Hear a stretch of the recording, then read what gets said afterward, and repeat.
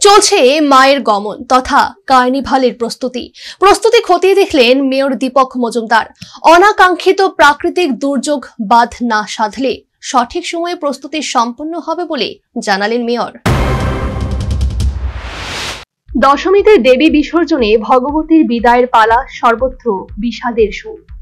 তবে এর মাঝেই রাজধানী আগরতলার আকাশে বাতাসে ইতিমধ্যে আরো একটি উৎসবের রং ও নির্যাস ছড়িয়ে পড়েছে। শহরে রাস্তাঘাট ভরে উঠছে আলোর ঝলক আর মানুষের উচ্ছ্বাসে। দুর্গোৎসবের সমাপন লগ্নে দেবী দুর্গার গমন মানেই যেন অভূত মিশ্র অনুভূতি, আনন্দ আর বেদনার অদ্ভুত সংমিশ্রণ।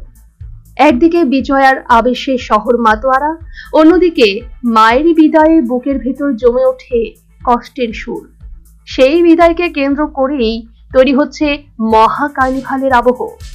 আগরতলা পুর নিগমের মেয়র দীপক মজুমদার নিজেই পুরো ব্যবস্থাপনা খতিয়ে দেখছেন। তার আশ্বাস, প্রকৃতির কোনো বাধা না এলে সময় মতো শেষ হবে যাবতীয় প্রস্তুতি। আমাদের মায়ের গমন অনুষ্ঠান আগামী হবে, কতটা কাজ হয়েছে দেখার জন্য আজকে আমরা এসেছি। মূলত কাজ বিগত সবচেয়ে সুযোগ অবস্থায় যদি পাখি বেশি না হয় সময় মধ্যে সবটা কাজ শেষ হওয়া বিশ্বাস। আজকে আমাদের সঙ্গে আমাদের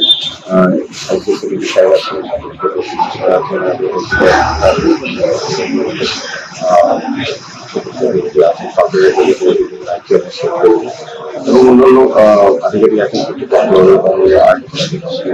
যারা এই কাজে বদল বা দেখাশোনা করেন।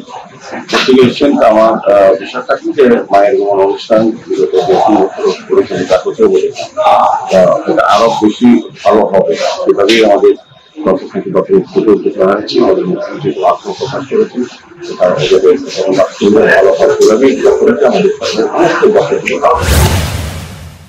গত বছরের মতো এবারের কেন্দ্রবিন্দু জ্যাকসন গেট এলাকা, যেখানে তৈরি হচ্ছে মূল মঞ্চ। সেখানেই মিলিত হবে শহরের প্রাণ, মিলিত হবে হাজারো মানুষের উচ্ছ্বাস আর আবেগ।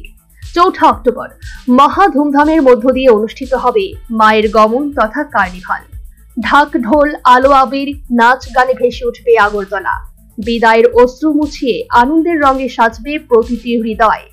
দেবী দুর্গার বিদায় আবারও মনে করিয়ে দেবে শুধু দূরে যাওয়া নয়, আগামী বছরের জন্য ফিরে আসার এক আশ্বাসও বটে। Bureau report, news vanguard.